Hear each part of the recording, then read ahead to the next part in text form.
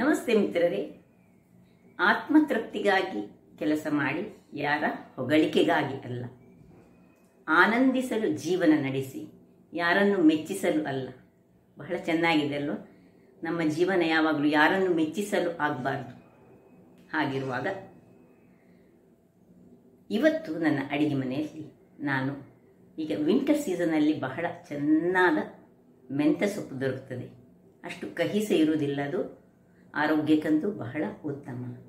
ಈ ಅವಲಕ್ಕಿಯನ್ನು ಬಳಸಿ ನಾನು ಸಣ್ಣ ಸಣ್ಣದಾದ ಒಂದು ರೊಟ್ಟಿಯನ್ನು ಮಾಡಿದ್ದೇನೆ. ಬಹಳ ಚೆನ್ನಾಗಿ ಬರ್ತದೆ. ಹಾಗಿರುವಾಗ ಇವತ್ತು ಈ ಒಂದು ಮೆಂತ್ಯ ಸೊಪ್ಪಿನ ಸಣ್ಣ ಸಣ್ಣದಾದ ರೊಟ್ಟಿ ಎಲ್ಲರಿಗೆ ಸಹ, ಎಲ್ಲರ ಆರೋಗ್ಯಕ್ಕೆ ಇದು ಬಹಳ ಉತ್ತಮ ಅಂತ ನಾನು ಹೇಳ್ತೇನೆ.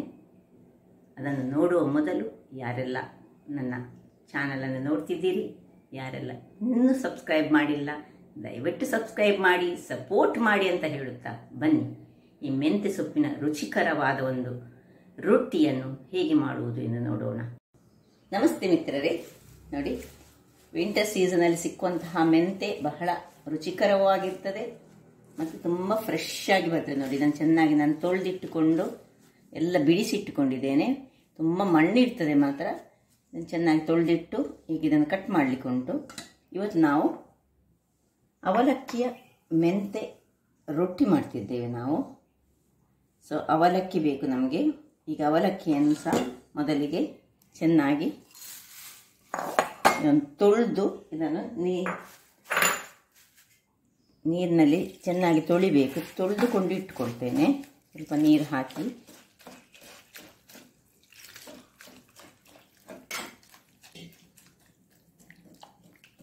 ಇದರ ನೀರನ್ನು ತೆಗೆದುಕೊಂಡು ಮತ್ತೆ ನಾನು ತೋರಿಸ್ತೇನೆ ನಿಮಗೆ. ನೋಡಿ, ಇದು ಚೆನ್ನಾಗಿ ತೊಳೆದಿಟ್ಕೊಂಡಾಯಿತು. ಇದರ ನೀರು ಒಳೆ ಇರ್ತದೆ ಯಾವಾಗಲೂ. ಬೇಕಿದ್ರೆ 2-3 ಸತಿ ಸಹ ತೊಳೆದುಕೊಳ್ಬಹುದು. ಇನ್ನು ಬೇಕಾಗುವ ಸಾಮಗ್ರಿಗಳನ್ನು ಇಲ್ಲಿ ತೋರಿಸ್ತಿದ್ದೇನೆ ನಾನು.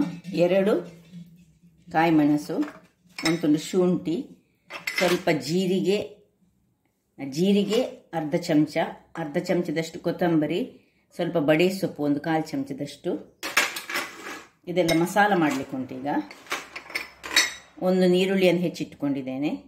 ಒಂದು 4-5 ಚಮಚದಷ್ಟು ಕಡಲೆ ಹುಡಿ, 1-2 ಚಮಚದಷ್ಟು ಅಕ್ಕಿ ಹುಡಿ.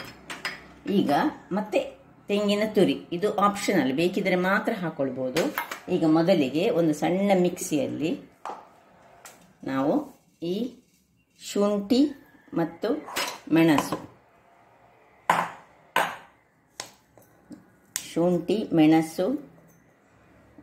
ಜೀರಿಗೆ, ಕೊತ್ತಂಬರಿ, ಬಡೆ ಸೊಪ್ಪು ಮತ್ತು ಈ ನೆನೆಸಿಟ್ಟಂತಹ ಅವಲಕ್ಕಿ. ನೆನೆಸಿಟ್ಟದಲ್ಲ, ಇದನ್ನು ತೊಳೆದಿಟ್ಟುಕೊಂಡದ್ದು, ನೆನೆಸಲಿಕ್ಕೆ ಏನಿಲ್ಲ. ಇದನ್ನು ತರಿಯಾಗಿ ನಾನು ರುಬ್ಬಿ ತರ್ತೇನೆ. ವೀಕ್ಷಕರೇ, ಇಲ್ಲಿ ನೋಡಿ, ಗ್ರೈಂಡ್ ಆಗಿ ಬಂತು. ಈಗ ನೋಡಿ ಹೇಗೆ, ನೋಡಿ ತರಿಯಾಗಿ ಗ್ರೈಂಡ್ ಮಾಡಿಕೊಂಡು ತಂದಿದ್ದೇನೆ. ನೀರು ಹಾಕಲಿಲ್ಲ ಏನು. ಈಗ ಇದನ್ನು ಪಕ್ಕಕ್ಕಿಟ್ಕೊಂಡು ಇಲ್ಲಿ ಇದನ್ನು ಸಣ್ಣದಾಗಿ ಹೆಚ್ಚಿಕೊಳ್ಳೋಣ. ಇಲ್ಲಿ ನೀವು ಕೊತ್ತಂಬರಿ ಸೊಪ್ಪು ಇದ್ದರೆ ಸಹ ನಿಮಗೆ ಯೂಸ್ ಮಾಡ್ಬೋದು. ಕೊತ್ತಂಬರಿ ಸೊಪ್ಪು ಸ್ವಲ್ಪ ಇದರೊಟ್ಟಿಗೆ ಯೂಸ್ ಮಾಡಿದರೆ ಚೆನ್ನಾಗಿ ಬರ್ತದೆ. ಈಗ ಇದನ್ನು ನಾನು ನೋಡಿ, ದಂಟೆಲ್ಲ ಏನು ಬೇಡ, ಖಾಲಿ ಸಿಪ್ಪೆ ಮಾತ್ರ, ನಮಗೆ ಎಲೆ ಮಾತ್ರ ಸಾಕು. ಇದನ್ನು ಸಣ್ಣದಾಗಿ, ಎಷ್ಟು ನಿಮಗೆ ಸಣ್ಣದಾಗಿ ಹೆಚ್ಚಿಟ್ಕೊಳ್ಳೋಣ.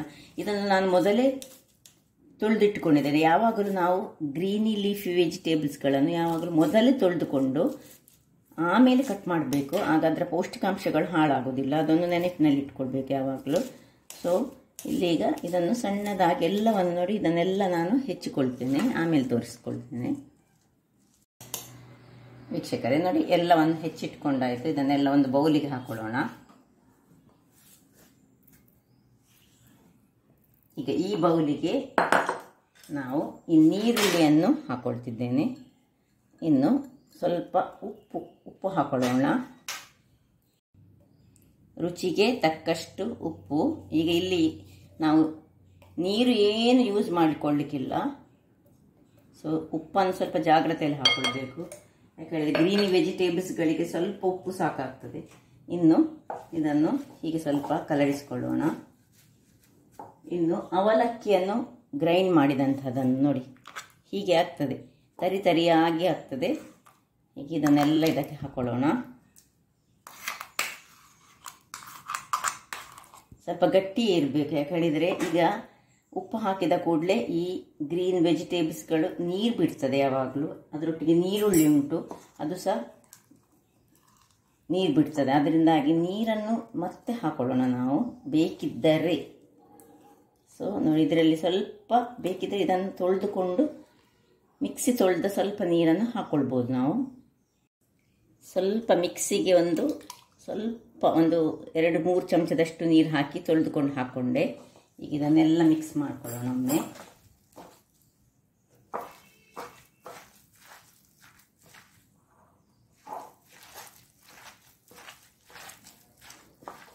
ಅವಲಕ್ಕಿಯ ಒಟ್ಟಿಗೆ ಮಿಕ್ಸ್ ಆದದ್ದು. ಇದರಲ್ಲಿ ಸ್ವಲ್ಪ ಮಸಾಲೆಗಳುಂಟು, ಆದಷ್ಟು ದಂಟು ಹಾಕದ ಹಾಗೆ ನೋಡಿಕೊಳ್ಳಿ. ಇನ್ನು ಈ ಕಡಲೆ ಹುಡಿ ಒಂದು 4 ಚಮಚದಷ್ಟು ಕಡಲೆ ಹುಡಿ ಹಾಕೊಳ್ಳೋಣ.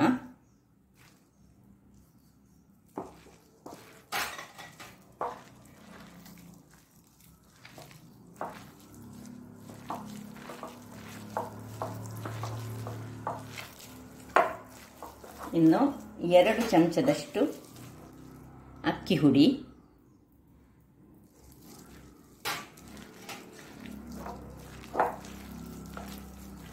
ಕೊನೆಗೆ 1 ಚಮಚದಷ್ಟು ಎಳ್ಳು. ಇದನ್ನೆಲ್ಲ ಮಿಕ್ಸ್ ಮಾಡಿಕೊಂಡು ಒಂದು ಉಂಡೆಗಳಾಗಿ ಮಾಡೋಣ. ವೀಕ್ಷಕರೇ, ಈಗ ಇಲ್ಲಿ ಕಾವಲಿಯನ್ನು ಇಟ್ಟುಕೊಂಡಿದ್ದೇನೆ. ಈಗ ಕೊನೆಯದಾಗಿ ಇದಕ್ಕೆ ನಾನು ತೆಂಗಿನ ತುರಿ, ಇದು ಆಪ್ಷನಲ್, ಬೇಕಿದ್ದರೆ ಮಾತ್ರ ಹಾಕ್ಕೊಳ್ಬಹುದು. ಒಂದು ಹಾಕಿದರೆ ಒಂದು ರುಚಿ ಅದರದ್ದು ಬೇರೆ ಬರ್ತದೆ. ಯಾಕೆ ಹೇಳಿದರೆ ಇದು ಮೇಥಿ ಸ್ವಲ್ಪ ಕಹಿ ಅಂಶವನ್ನು ಹೊಂದಿರುವಂತಹದ್ದು. ಅದರದ್ದು ಕಹಿಯನ್ನು ತೆಗಿಲಿಕ್ಕೆ ಈ ತೆಂಗಿನ ತುರಿಯ ಇದು ಒಳ್ಳೆಯದಾಗ್ತದೆ. ಹಾಗೆ ಕೊನೆಗೆ ಈ ತೆಂಗಿನ ತುರಿಯನ್ನು ಹಾಕ್ಕೊಂಡು ಹೀಗೇನು ಸಣ್ಣ ಸಣ್ಣದಾಗಿ ನಾವು ಉಂಡೆಯನ್ನು ಮಾಡಿಕೊಂಡು ಬೇಕಿದ್ದರೆ ರೆಡಿ ಮಾಡಿ ಇಟ್ಕೊಳ್ಬೋದು ಸಣ್ಣ ಉಂಡೆ. ಹೀಗೆ ಇಲ್ಲೀಗ ಇದಕ್ಕೆ ಸ್ವಲ್ಪ ಎಣ್ಣೆಯನ್ನು ಹಾಕೊಳ್ಳೋಣ.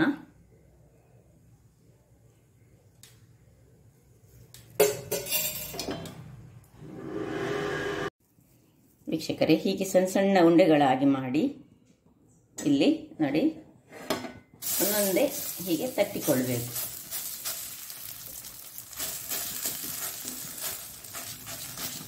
ಎಷ್ಟು ನಿಮಗೆ ಸಣ್ಣದು ತೆಳುವಾಗಿ ತಟ್ಟಲಿಕ್ಕೆ ಆಗ್ತದೆ ಅಷ್ಟು ತೆಳುವಾಗಿ ಸಣ್ಣ ಸಣ್ಣದಾಗಿ ತಟ್ಟಿಕೊಳ್ಳಿ. ಇದು ಸಣ್ಣ ಸಣ್ಣದಾಗಿ ತಿನ್ನಲಿಕ್ಕೆ ಬಹಳ ರುಚಿಕರವಾಗಿರ್ತದೆ.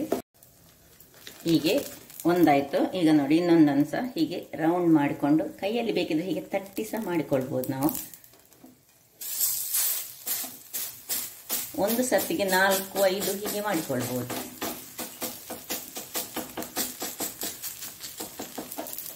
ಉರಿ ಮಾತ್ರ ಸುರಿಗೆ ಸ್ವಲ್ಪ ಸಣ್ಣದಲ್ಲಿ ಇಟ್ಕೊಳ್ಳೋಣ. ಬೇಕಿದ್ರೆ ಒಂದು ದೊಡ್ಡದಾಗಿ ಸಹ ಮಾಡಿಕೊಳ್ಬೋದು. ನಾನು ಸಣ್ಣ ಸಣ್ಣದಾಗಿ ಮಾಡಿ ಅದೊಂದು ಟೇಸ್ಟ್ ಅದರದ್ದು ತುಂಬ ಚೆನ್ನಾಗಿ ಬರ್ತದೆ ಸಣ್ಣದಾಗಿ ಮಾಡಿದರೆ.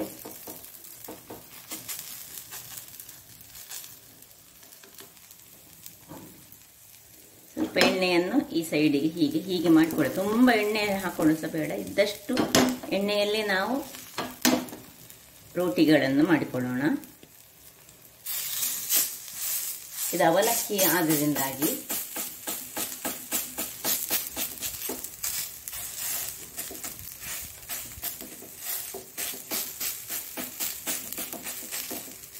ಈಗ ಎಲ್ಲವನ್ನು ಮಾಡಿಕೊಂಡು ತೋರಿಸ್ತೇನೆ ನಾನು ನಿಮಗೆ. ಒಟ್ಟು 4 ನಾನು ಮಾಡಿಕೊಂಡಿದ್ದೇನೆ. ಈಗ ಪುನಃ ಇದರ ಮೇಲೆ ಸ್ವಲ್ಪ ಎಣ್ಣೆಗಳನ್ನು ಹಾಕೊಂಡು, ಹೆಚ್ಚು ಬೇಡ, ಸ್ವಲ್ಪ ಗ್ರೀಸ್ ಮಾಡಿ ಸಣ್ಣ ಉರಿಯಲ್ಲಿ ಮುಚ್ಚಳ ಮುಚ್ಚಿ ಬೇಯಿಸೋಣ. ವೀಕ್ಷಕರೇ, ಒಂದು 2-3 ನಿಮಿಷಗಳ ಬಳಿಕ ನೋಡಿ ಈಗ ಒಂದೊಂದಾಗಿ ಇದನ್ನು ಕಡಿಮೆ ಮಾಡಿಕೊಳ್ಳೋಣ. ನೋಡಿ ಹೇಗೆ ಬಂದಿದೆ. ಇದನ್ನು ನೀವು ಬೇಕಿದ್ರೆ ಡೀಪ್ ಫ್ರೈ ಆಗಿ ಸಹ ಮಾಡಿಕೊಳ್ಬೋದು, ಹೇಗೆ ಸಹ ಮಾಡಿದರೆ ಆಗ್ತದೆ ಇದು. ಹೀಗೆ ಎಣ್ಣೆ ಕಡಿಮೆ ಬೇಕಿದ್ದವರು ಈ ರೀತಿಯಲ್ಲಿ ಮಾಡಿದರೆ ಆಯಿತು. ಎಣ್ಣೆ ತುಂಬ ಬೇಕಿದ್ದವರು ಡೀಪ್ ಫ್ರೈ ಮಾಡಿದರೆ ಸಹ ತುಂಬ ಚೆನ್ನಾಗಿ ಬರ್ತದೆ. ಆದರೆ ಡೀಪ್ ಫ್ರೈಗಿಂತ ಹೀಗೆ ಬ್ರೇಕ್ಫಾಸ್ಟಿಗೆ ಇಂಥದ್ದೆಲ್ಲ ಒಳ್ಳೆಯದು. ಸಣ್ಣ ಉರಿಯಲ್ಲಿ ಇನ್ನು ಪುನಃ ಒಂದು 5 ನಿಮಿಷಗಳ ಕಾಲ ಹೀಗೆ ಬೇಯಿಸ್ಕೊಳ್ಳೋಣ. ವೀಕ್ಷಕರೇ ನೋಡಿ, ಒಳ್ಳೆ ಕಾದಿದೆ. ಈಗ ಮಾತ್ರ ನಿಧಾನಕ್ಕೆ ಇದನ್ನು ಕಾಯಿಸಬೇಕು, ಇಲ್ಲದಿದ್ರೆ ಅದು ಕಾಯುವುದಿಲ್ಲ, ಕರಕಬಾರದು. ನೋಡಿ, ತೆಗಿತಾ ಇದ್ದೇನೆ ಒಂದೊಂದಾಗಿ. ಹೀಗೆ ಬಂದಿದೆ ನೋಡಿ, ನೋಡಿ ಹೀಗೆ ಚೆನ್ನಾಗಿ ಬರ್ತದೆ, ಕರ್ಕುರಾಗಿ ಸಹ ಹೇಳ್ತದೆ.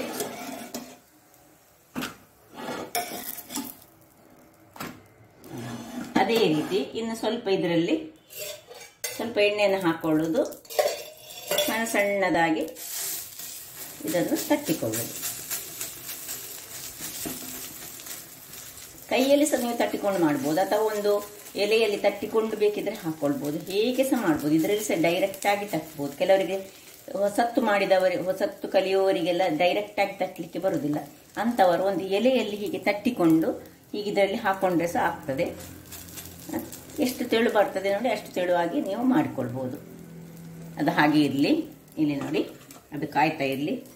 ನೋಡಿದ್ರಲ್ಲ ವೀಕ್ಷಕರೇ, ಏನು ಚೆನ್ನಾಗಿ ಬಂದಿದೆ ನೋಡಿ, ಹೇಗೆ ಉಂಟು ನೋಡಿ. ಮೇಥಿ ಪರಿಮಳ ಹೊಡಿತಾ ಉಂಟು. ಅದರೊಟ್ಟಿಗೆ ನೀರುಳ್ಳಿ ಸೇರಿಸಿದ್ದೇನೆ, ಮತ್ತು ಅದು ಮೇಥಿ ಸೊಪ್ಪು ಕಹಿ ಬಾರಬಾರ್ದು ಹೇಳಿ ನಾವು ಏನು ಬೆಲ್ಲ ಆಗಲಿ ಸಕ್ಕರೆ ಆಗಲಿ ಏನು ಹಾಕಲಿಲ್ಲ. ಅದರ ಬದಲು ಸ್ವಲ್ಪ ತೆಂಗಿನ ತುರಿಯನ್ನು ಹಾಕಿ ಅದರ ಕಹಿಯನ್ನು ನಾವು ತೆಗೆದುಕೊಂಡಿದ್ದೇವೆ. ಹಾಗಿರುವಾಗ ನನ್ನ ಈ ಕುಕಿಂಗ್ ಚಾನಲ್ ನಿಮಗೆ ಇಷ್ಟ ಆದರೆ ಬೋಳೂರು ಸುವರ್ಣ ಚಾನಲನ್ನು ಲೈಕ್ ಮಾಡಿ, ಶೇರ್ ಮಾಡಿ ಹಾಗೂ ಸಬ್ಸ್ಕ್ರೈಬ್ ಮಾಡಿ, ಹಾಗೂ ನನ್ನ ಇನ್ಸ್ಟಾಗ್ರಾಮ್ ಪೇಜನ್ನು ಫಾಲೋ ಮಾಡಿ. ಧನ್ಯವಾದಗಳು.